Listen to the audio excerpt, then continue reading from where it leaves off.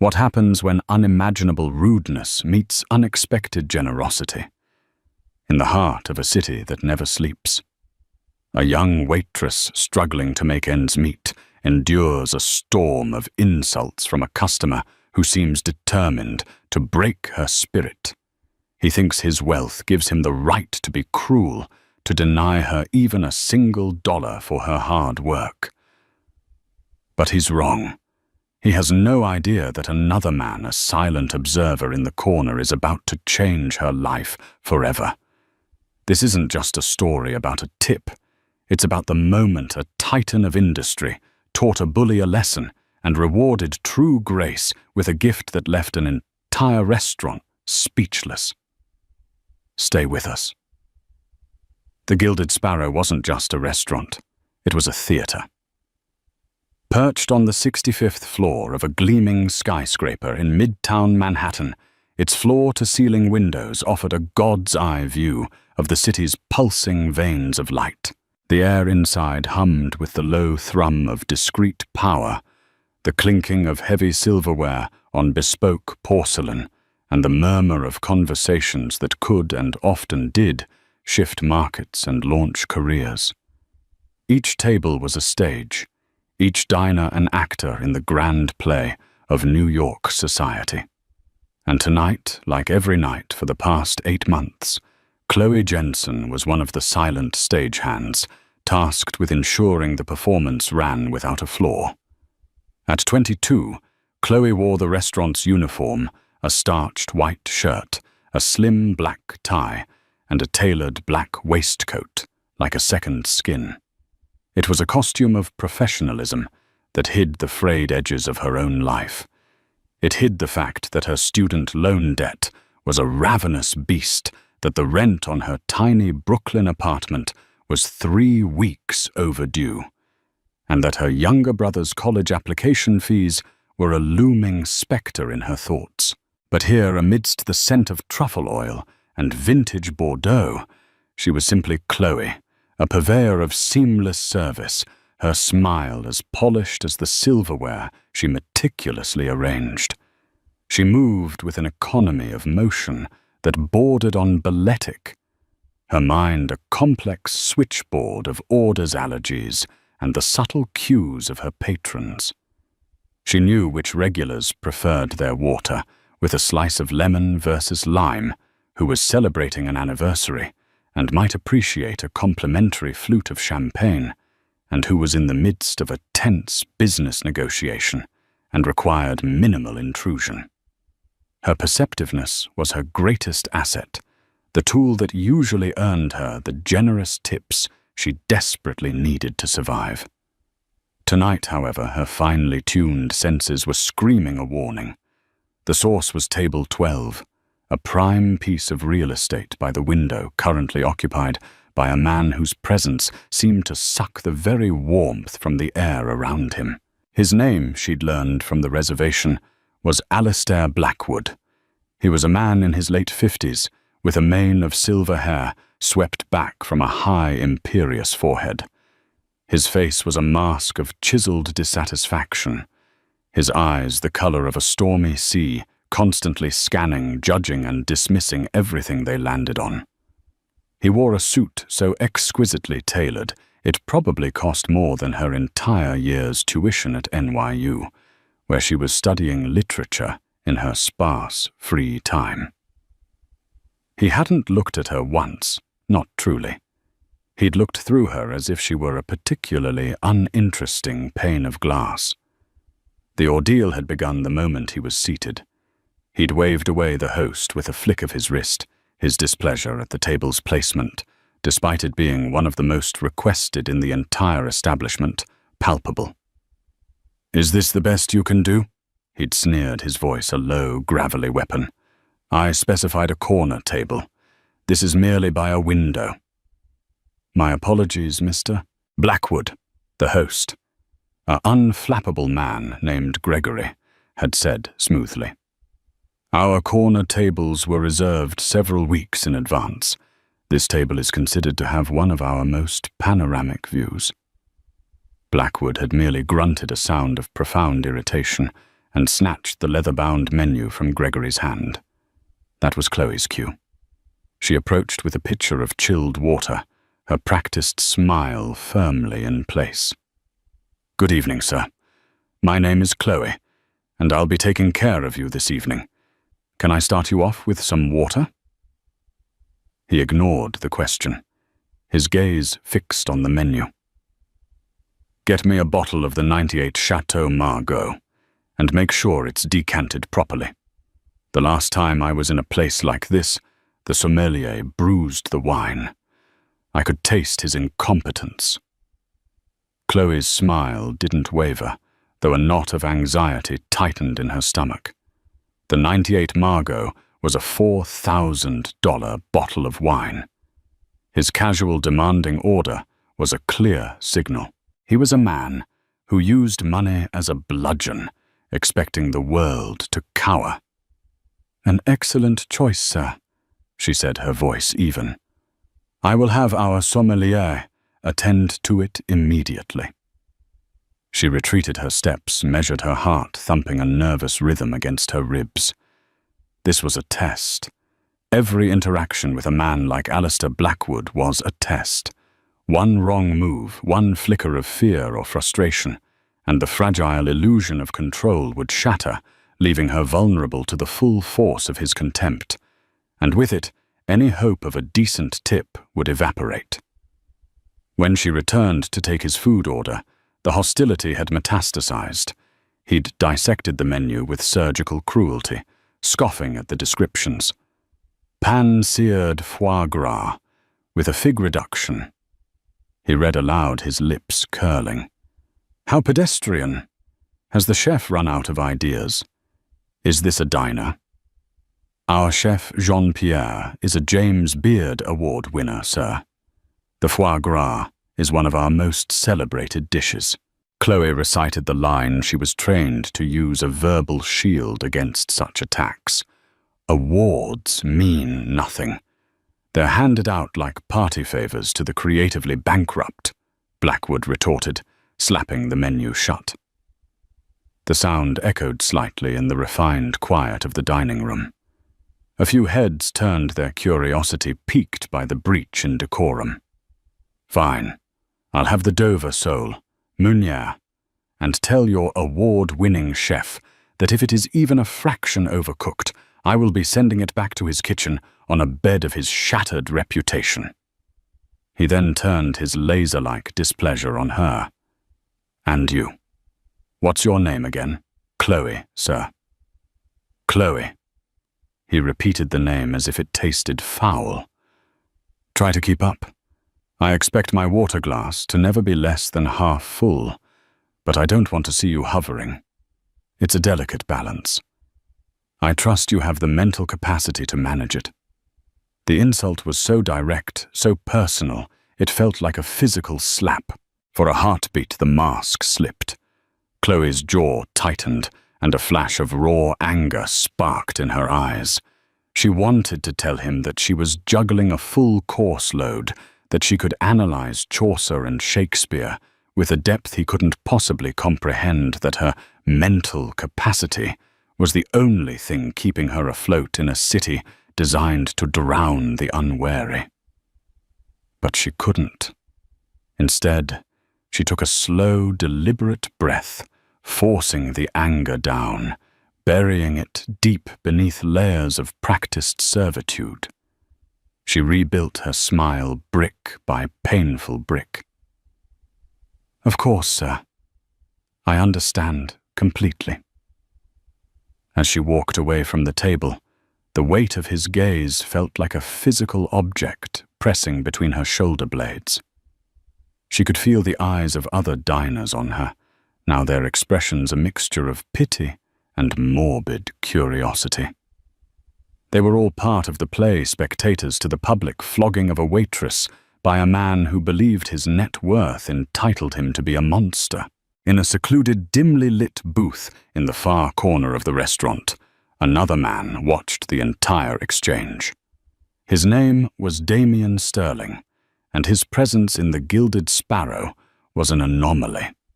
Unlike Blackwood, He commanded attention not through noise and aggression, but through an aura of profound stillness. He was in his early 40s, dressed in a simple, dark grey cashmere sweater and tailored trousers that bespoke a quiet, confident wealth, far greater than Blackwood's ostentatious display. He hadn't come for the food, though it was exquisite. He had come for the memories.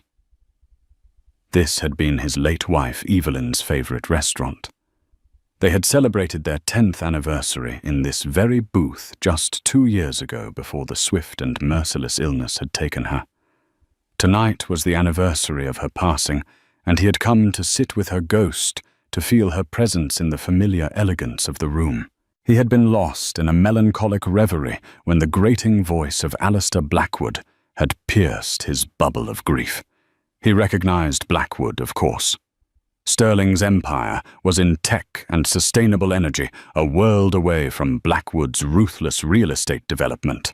But he knew the man by reputation, a corporate raider, a titan of hostile takeovers, a man who left a trail of ruined careers and broken companies in his wake. Seeing him in person, witnessing the casual cruelty he inflicted on the young waitress, confirmed every story he'd ever heard. He watched Chloe. He saw the flicker of her smile, the forced calm in her posture. But he also saw the tremor in her hand as she refilled a water glass at a neighboring table, the deep, weary shadow in her eyes when she thought no one was looking. He saw her spirit, a fragile but resilient flame, refusing to be extinguished by the bitter wind of Blackwood's scorn. And in that quiet, dignified resistance, he saw a glimmer of Evelyn. His Evelyn, who had faced her own final, terrible battle with a grace that had humbled him. The billionaire's gaze narrowed.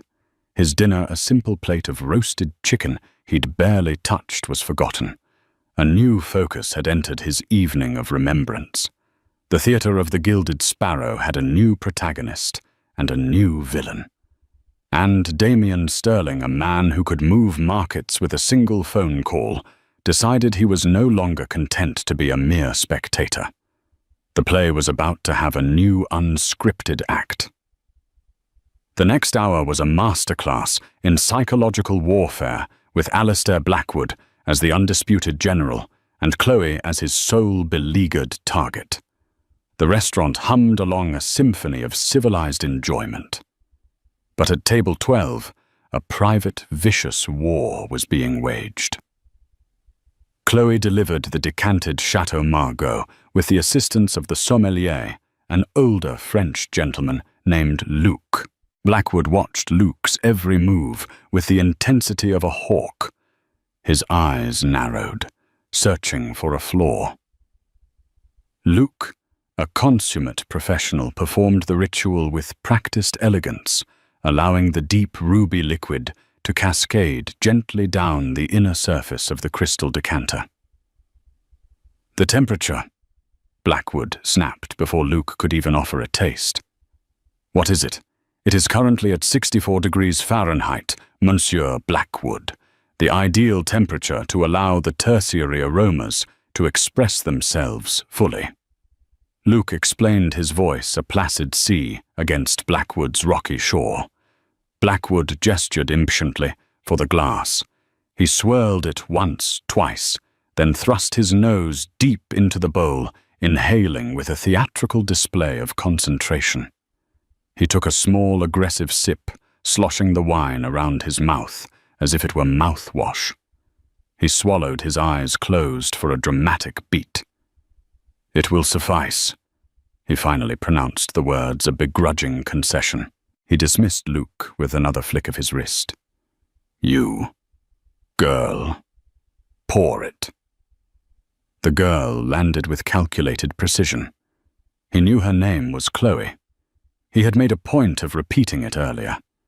This was a deliberate act of depersonalization, another small cut designed to remind her of her station. Chloe picked up the heavy decanter, her hands steady, despite the adrenaline coursing through her. She poured a precise 5-ounce measure into his glass, stopping at the exact point where the bowl was at its widest. It was a perfect pour. He didn't acknowledge it. His appetizers arrived, a simple shrimp cocktail. He prodded the large, chilled shrimp with his fork. "These are from the Gulf, I presume?" he asked without looking up. "Yes, sir. Gulf white shrimp," Chloe confirmed. "I prefer Key West pinks. Their texture is superior." Did it not occur to anyone that a man ordering a $4,000 bottle of wine might have a more refined palate? He mused to himself, loud enough for her and the adjacent tables to hear. He ate one shrimp, then pushed the plate away, leaving the other 5 untouched. "Mediocre," he declared to the room at large.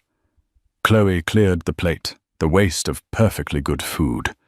A small sharp pain on top of everything else. That plate cost $60.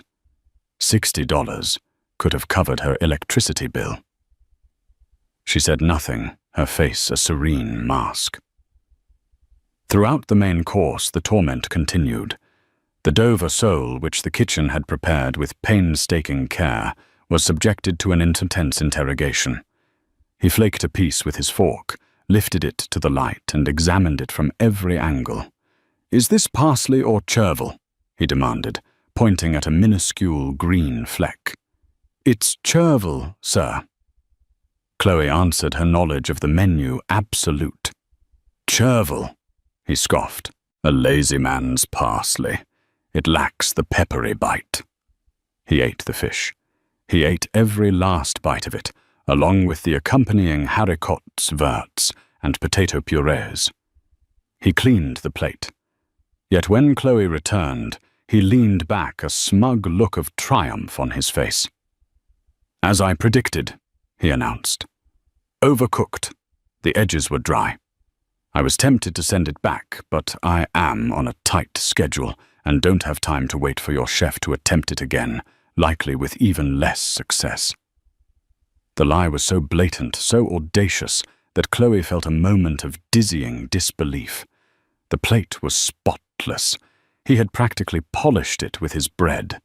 Yet here he was, constructing an alternate reality where he was the victim of culinary incompetence. It was then she understood. This wasn't about the food, the wine, or the service.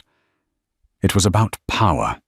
It was about his need to be in control, to be superior, to diminish everyone and everything around him, to elevate himself. His water glass became a focal point of the abuse. If she refilled it when it was just under half full, he would glare and say, "I told you not to hover. Are you incapable of following simple instructions?" If she waited a moment longer, until it was just over half empty, he would tap the rim of the glass with his fingernail, a sharp, insistent click, click, click that drew stares from across the room. "Am I expected to die of thirst here?" he would ask, his voice dripping with sarcasm. She felt herself shrinking. With each passive-aggressive comment, each sneer and baseless complaint, a piece of her confidence chipped away. She started to second-guess her every move. Was she walking too quickly? Too slowly? Was her shadow falling across his table? The Gilded Sparrow, once a place of professional pride, began to feel like a prison, and Alistair Blackwood was her personal warden.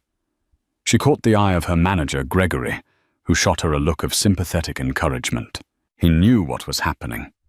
They had dealt with difficult customers before, but Blackwood was operating on a different level of malevolence.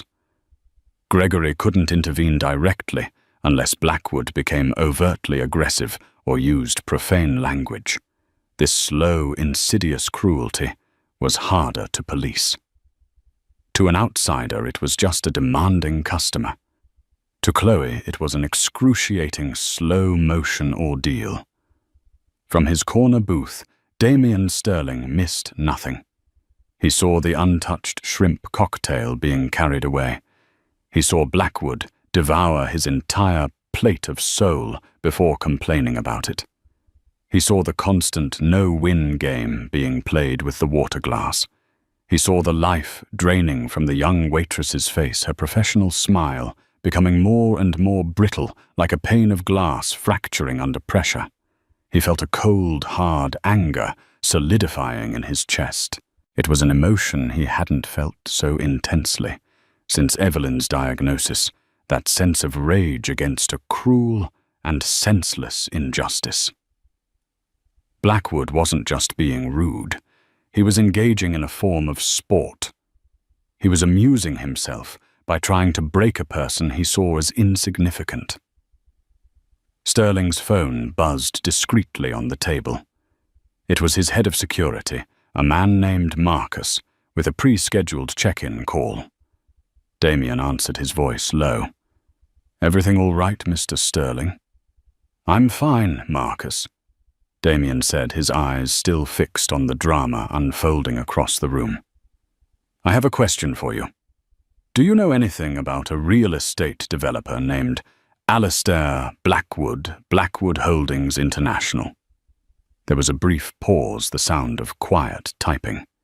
"Yes, sir. I'm familiar with him. Reputation for being aggressive, leveraged to the hilt. There have been rumors circulating for the past few months that he's facing a significant liquidity crisis. One of his largest projects in Dubai stalled, and his creditors are getting nervous. He's been trying to secure a new line of credit, but the major banks have all turned him down." Damien's mind connected the dots with lightning speed. The aggression, the need to project power and control it, was the classic behavior of a desperate man, a wounded animal lashing out. Blackwood wasn't just a monster. He was a drowning monster trying to pull everyone else under with him. "Interesting," Damien murmured. "Marcus, I want you to do something for me. I'm going to send you a photo of a piece of jewelry. I want you to find out where I can acquire an identical piece. Tonight. I don't care about the cost. Have it delivered to the lobby of this building within the hour, and have a car ready." "Sir." Marcus's voice held a note of surprise. This was a highly unusual request. "You have the instructions, Marcus," Damien said, his tone leaving no room for argument. "I'll be in touch." He hung up. He looked at the single perfect rose in the small vase on his table, the same kind of rose he used to bring Evelyn every week. Then he looked back at Chloe. Her shoulders were slumped as she stood by a service station, her back to the dining room. Her head bowed for a fleeting second. She thought she was unobserved. In that moment of unguarded exhaustion, she looked impossibly young and terribly alone. Blackwood was now preparing for his final act. He had finished his meal. He had terrorized the staff. Now it was time for the final insult, the one that would serve as the grand finale of his performance. He was getting ready to pay the bill, and Chloe, steeling herself, knew the worst was yet to come. The moment Chloe placed the black leather bill folder on table 12, the atmosphere grew heavy, charged with a final malignant energy. Alistair Blackwood didn't open it immediately. He let it sit there, a silent testament to his power to make her wait. He took a final slow sip of his outrageously expensive wine, savoring the suspense he was creating. Chloe stood a respectful distance away, her hands clasped behind her back, her posture a study in forced neutrality. Inside her stomach was a roiling sea of acid. The bill was just over $4,600. A standard 20% tip would be more than $900. Even a bad 10% tip would be over $400. $400 would be a lifeline. It would cover her rent and the overdue electricity bill. It would mean she could eat something other than instant noodles for the next 2 weeks. Her entire being was focused on that single, desperate hope. She had endured his cruelty, absorbed his insults, and maintained her professionalism. Surely that had to be worth something. Finally, with a sigh of theatrical boredom, Blackwood opened the folder. He glanced at the total for no more than a second before pulling a sleek black credit card from his wallet. It was one of those exclusive invitation-only cards made of anodized titanium. He tossed it onto the folder. "Run it," he commanded. Chloe took the folder and walked to the point-of-sale terminal, her heart hammering against her ribs. This was it. The transaction was swift. She returned to the table, placing the folder back down with the credit card slip and a pen neatly laid on top. The folder now contained 2 copies of the slip, the merchant copy for him to sign, and the customer copy for him to keep. Crucially, there was a line on the merchant copy for him to add a tip and write in the new total. "Thank you, sir," she said, her voice barely a whisper. She started to turn away, as was customary to give him privacy. "Stay," he ordered. His voice was sharp, cutting. "I want you to watch." Chloe froze, her back half-turned. A cold dread, colder than any fear she had felt all evening, washed over her. She slowly turned back to face him. He wanted an audience for his final, cruel act. Blackwood picked up the pen. He looked directly at her, a malicious smirk playing on his lips. His eyes were gleaming with a kind of predatory delight.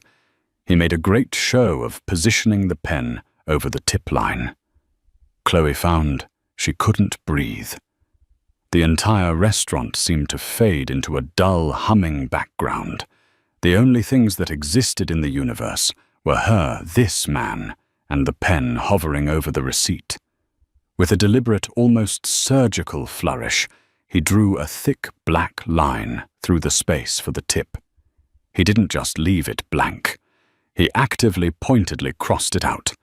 Then, in the space for the total, he rewrote the original amount, $4,627.50, with exaggerated precision. But he wasn't finished. He looked at her again, his smirk widening. He uncapped the pen, and on the memo line at the bottom of the slip, a space usually left blank, he began to write. He wrote 3 words, pressing down with such force that the ink bled slightly into the paper. "Learn your place." He capped the pen with a loud final click and pushed the folder toward her. "Take it," he said, his voice dripping with triumphant disdain. "And here's a little extra something for your trouble." He reached into his pocket and pulled out a small handful of coins. Not dollars. Coins. He tossed them onto the table. They scattered across the polished wood, a messy constellation of copper and silver. A few pennies, a nickel, a dime. Maybe 40 cents in total. The coins spun and clattered, the sound obscenely loud in the suddenly silent dining room. Time seemed to stop.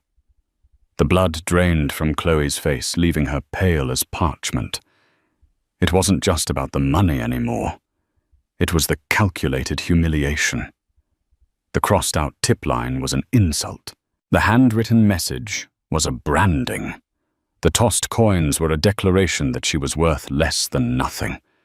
She was garbage, something to be discarded without a thought. A wave of hot, furious tears pricked the back of her eyes, but she refused to let them fall. She would not give him the satisfaction of seeing her cry. She locked her jaw, her gaze fixed on the scattered coins. She saw the smirking faces of other diners reflected in the polished tabletop, their whispers a rising tide of shame. Her carefully constructed composure, the armor she had worn all night, shattered into a million pieces. She felt naked, exposed, and utterly broken. She couldn't move. She couldn't speak. Her mind was a white noise of rage and despair. All she could do was stand there, trembling as Alistair Blackwood pushed his chair back, stood up, and adjusted his expensive suit. He gave her one last dismissive glance, a look that said, "I have crushed you," and then turned to leave his silver hair catching the light like a crown. From his corner booth, Damien Sterling felt a surge of pure, unadulterated fury. He had witnessed acts of corporate brutality, of ruthless negotiation and financial savagery. But this was different. This was personal. This was the gratuitous cruelty of a bully who needed to feel powerful by making someone else feel small. The sight of the scattered coins on the table, the girl's ashen face, the man's triumphant exit, it all coalesced into a single decisive moment of action. He had already received a text from Marcus. The package had arrived. Damien Sterling quietly placed a few $100 bills on his own table, more than enough to cover his untouched meal and a generous tip for the waiter who had served his section. He stood up, his movements fluid and silent. As Blackwood swaggered toward the exit, passing his booth, Damien stepped out, positioning himself directly in the man's path.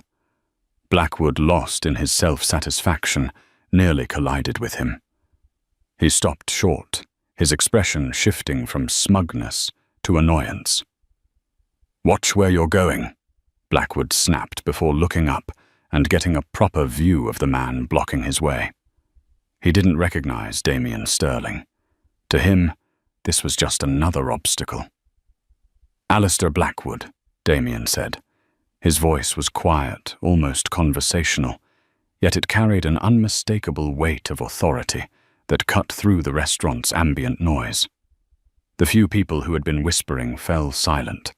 Everyone, including Chloe, who was still frozen by her table, turned to look. Blackwood's eyes narrowed. "Do I know you?" "My name is Damien Sterling," he said simply. The name dropped into the room like a stone into a silent pond. Even a man as arrogant as Blackwood couldn't fail to recognize it. Damien Sterling was a legend, a reclusive titan whose wealth and influence dwarfed Blackwood's 100 times over. He was a kingmaker, a man who could build or destroy fortunes with a whim. Blackwood's arrogance instantly evaporated, replaced by a confused, fawning surprise. "Mr. Sterling, my apologies. I didn't recognize you. An honor, sir. A true honor." He stuck out his hand, a sycophantic smile plastered on his face. Damien ignored the outstretched hand. His gaze was cold hard and utterly unforgiving. "I watched your performance this evening, Mr. Blackwood," Damien said, his quiet voice reaching every corner of the now rapt restaurant. "Your thorough evaluation of the wine, your detailed critique of the culinary arts, and your final assessment of the service."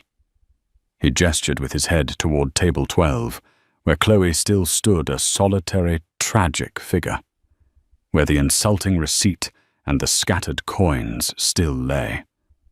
Blackwood's smile faltered. A flush of red crept up his neck. "A small matter, Mr. Sterling.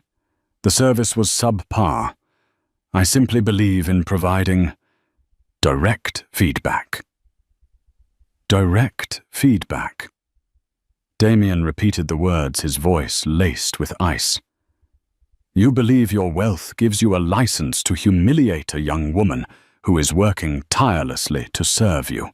You believe it is your right to treat another human being as your personal plaything. You are mistaken."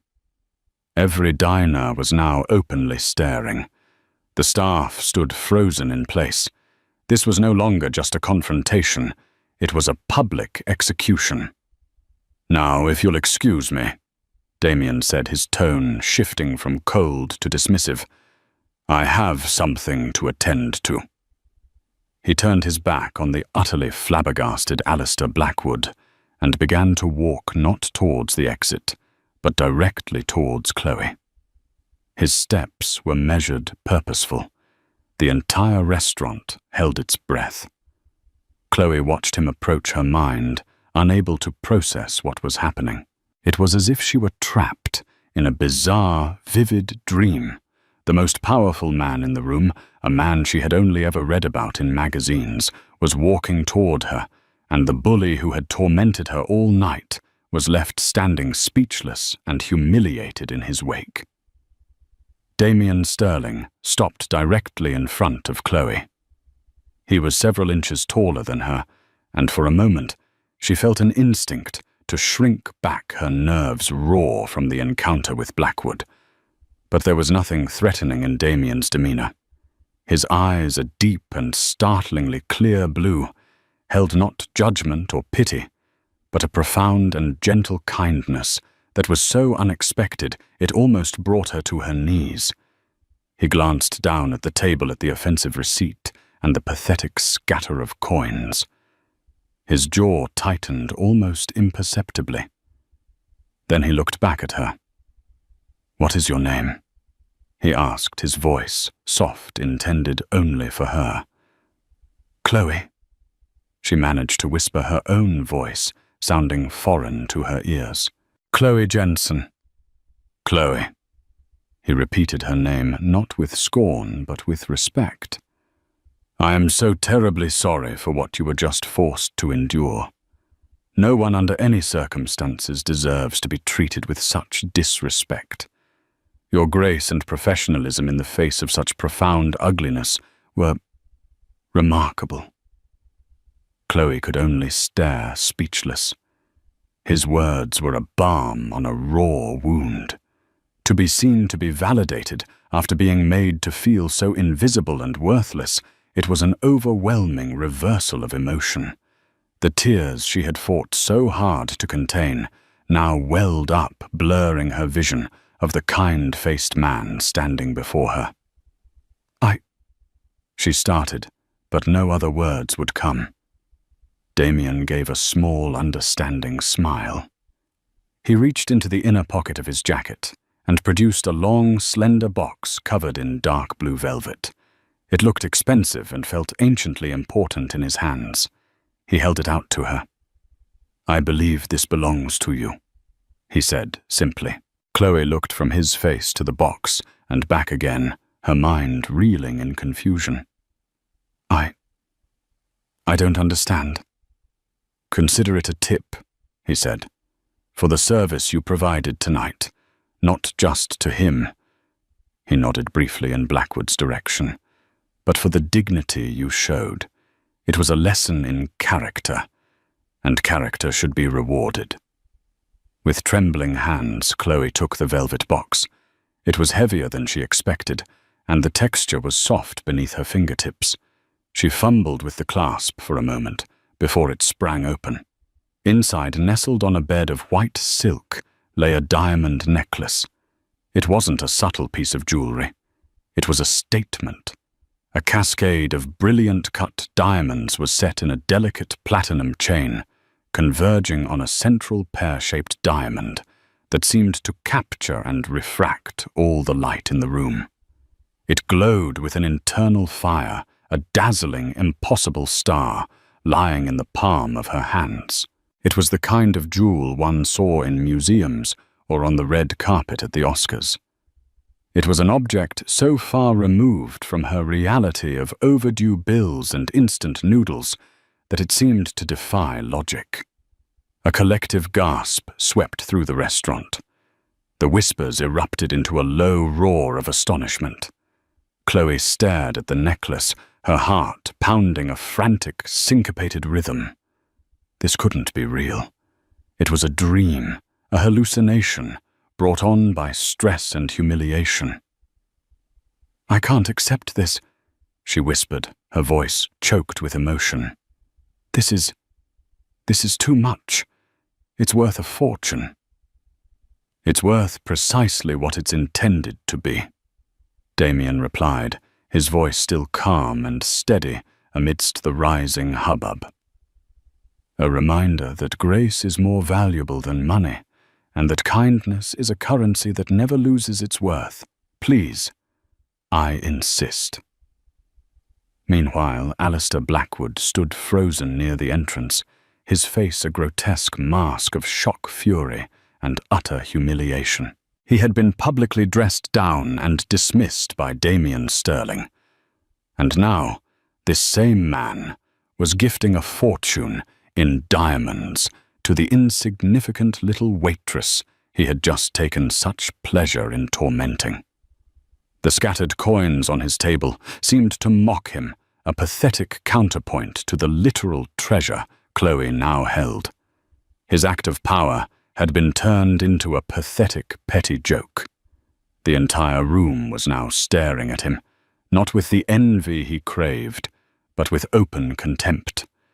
He wanted to scream, to rage, to protest this cosmic injustice. But he couldn't. He was utterly neutered by the sheer scale of Damien Sterling's power. To lash out would be corporate suicide. To protest would make him look even more pathetic.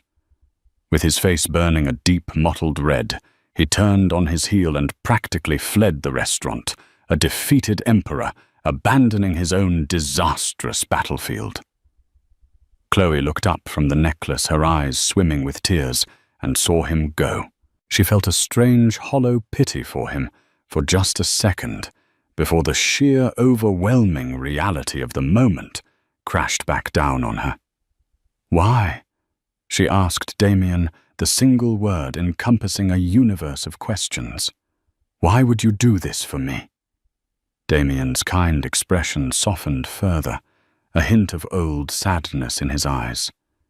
"My late wife, Evelyn," he began. His voice dropping even lower, she believed that the true measure of a person was how they treated those who could do nothing for them. She would have admired you tonight, Chloe. She would have been appalled by that man's behavior. He paused, looking at the necklace. "That design, it's a replica of one I gave her for our first anniversary. Seeing your strength reminded me of hers. Please wear it in good health, and perhaps use it to build a life where you never have to depend on the whims of cruel men for your survival." The personal nature of the revelation, the connection to his late wife, struck Chloe to her core. This wasn't a whim. It wasn't just a grand gesture. It was deeply personal. It was an act of remembrance, a tribute to a lost love channeled through an act of spontaneous, breathtaking generosity. The tears finally fell silent streams, tracing paths down her cheeks. But they were not tears of sadness or humiliation.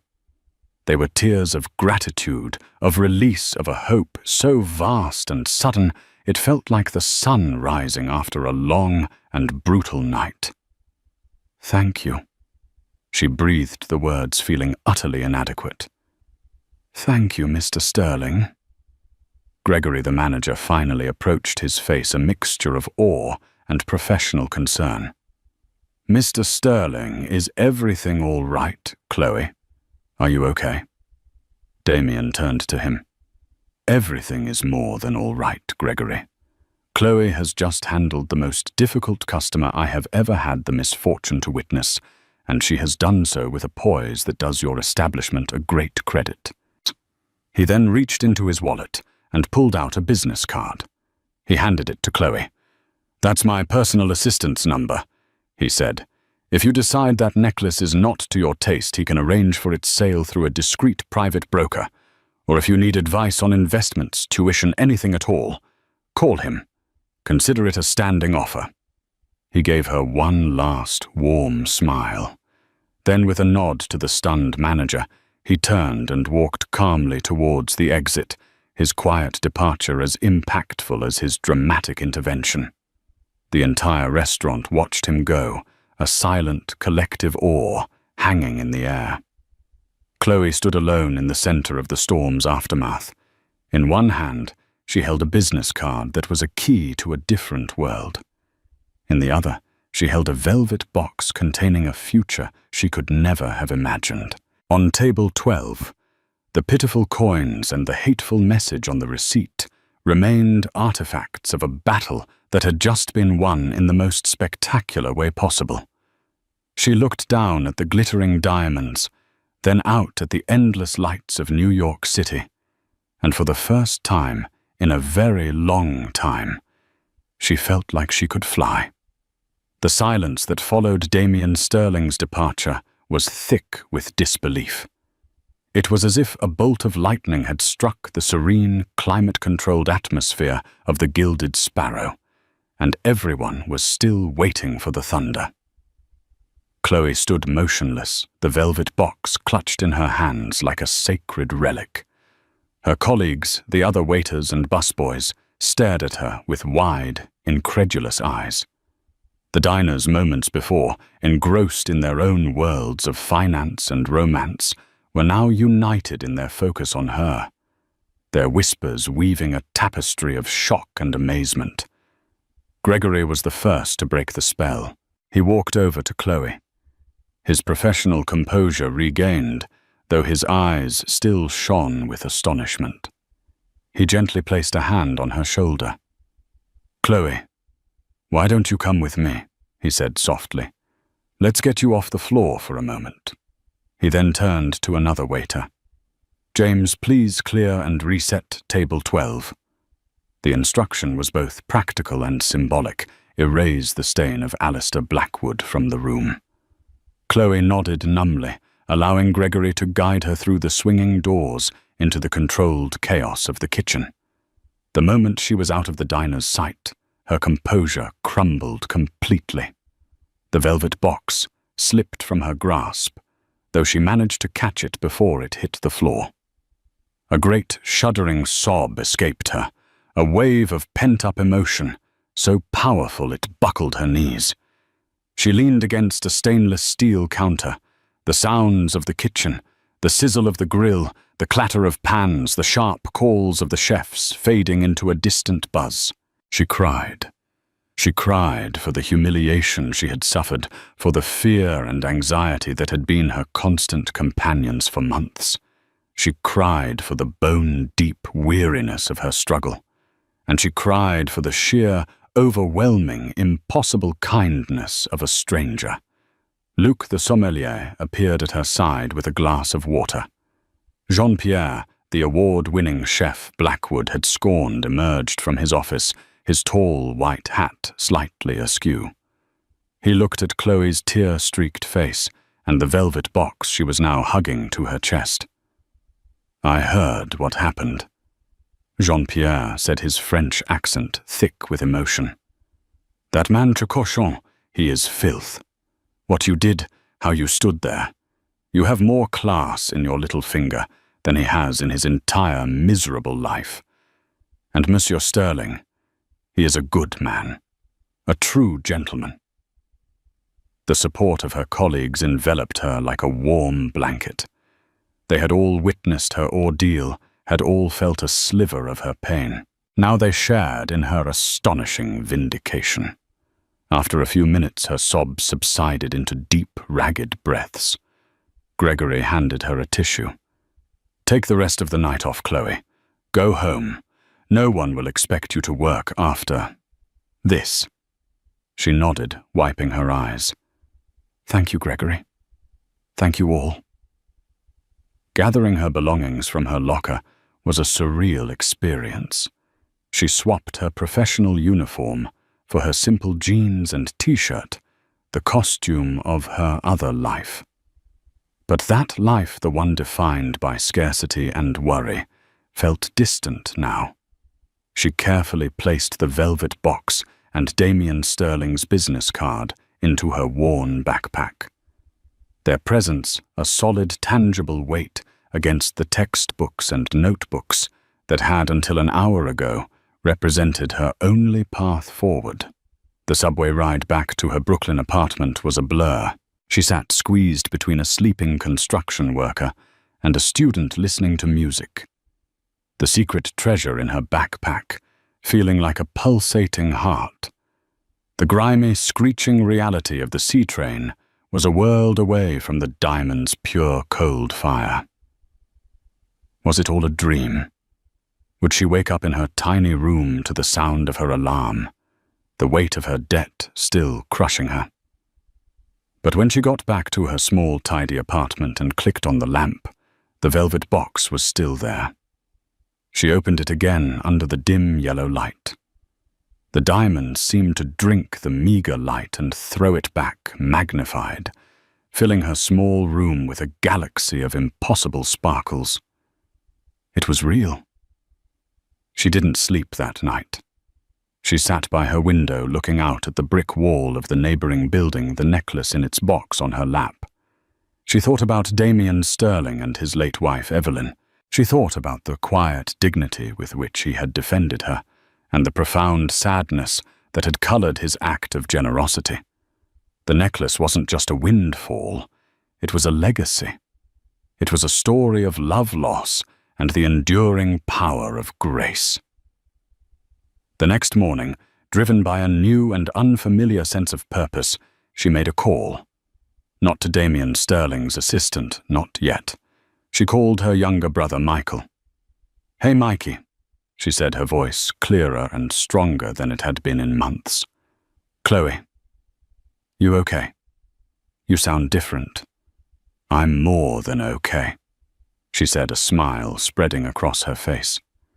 "Listen, don't worry about the application fees for Columbia, or the tuition, or anything. Just focus on your exams. I've got it covered." The stunned silence on the other end of the line was the first dividend her newfound fortune paid. The story, of course, did not end there. News of the incident at the Gilded Sparrow, fueled by the whispers of 24 of New York's most influential diners, spread like wordpool through the city's elite circles. It became a cautionary tale in boardrooms and a piece of heartwarming gossip at charity galas. For Alistair Blackwood, the fallout was swift and catastrophic.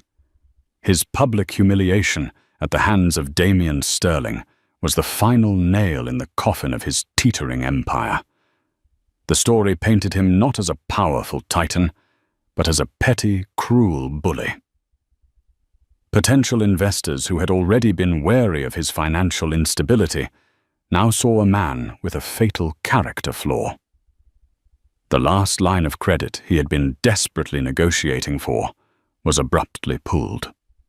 Within 2 weeks, Blackwood Holdings International filed for Chapter 11 bankruptcy. The news reports mentioned his aggressive business practices and market downturns. But those in the know understood the real reason his empire had not been felled by market forces, but by a handful of scattered coins and a single, breathtaking act of kindness. A month later, after much soul-searching, Chloe made another call. She dialed the number on the business card. A polite, efficient voice answered. "Mr. Sterling's office. How may I help you?" "My name is Chloe Jensen," she said. "Mr. Sterling gave me this number. I'd like to sell the necklace." The decision hadn't been easy. The necklace was beautiful, a symbol of her vindication. But it was also a relic from another world, a world she didn't belong to. Its value wasn't in being worn, but in what it could create.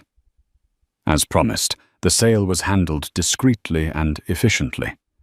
The amount that was wired to the new bank account she opened was life-altering. It was enough to pay off her student loans, her brother's entire college education, and buy a small, comfortable condo for her and her mother, who had been living in a cramped rental upstate. But she didn't stop working at the Gilded Sparrow, not right away. She went back a week after the incident, her head held high. She wanted to prove to herself that she wasn't running away. She worked with a new confidence, a new poise. She no longer felt like a servant, but like a professional worthy of respect. The tips were better than ever, her colleagues treated her like a returning hero, and the story of Chloe's diamond became a piece of house law. She finally left 6 months later on her own terms. She finished her literature degree, graduating summa cum laude. The last time anyone from the restaurant saw her, she was on her way to a meeting with a publisher. She had used the last of her diamond money as a seed fund to start a small independent press, one dedicated to discovering and publishing new authors, a place to give other people a voice. She never saw Damien Sterling again, but she sent him a single letter. It was a simple note of thanks, telling him what she had done with his gift. She included the first book her new press had published. She received no reply, but she didn't need one. His action had spoken for itself. It had been more than a gift. It had been a transfer of power. He had taken the ugliness of one man's hatred and transformed it into a legacy of hope, education, and creation. In the end, the most beautiful thing about the diamond necklace wasn't the stones themselves, but the future they had allowed to be built, a future as bright and as full of promise as the impossible star that had once lain in a velvet box. That night at the Gilded Sparrow, a simple act of service became a battleground for dignity. Chloe's story isn't just about the cruelty of one man or the incredible generosity of another.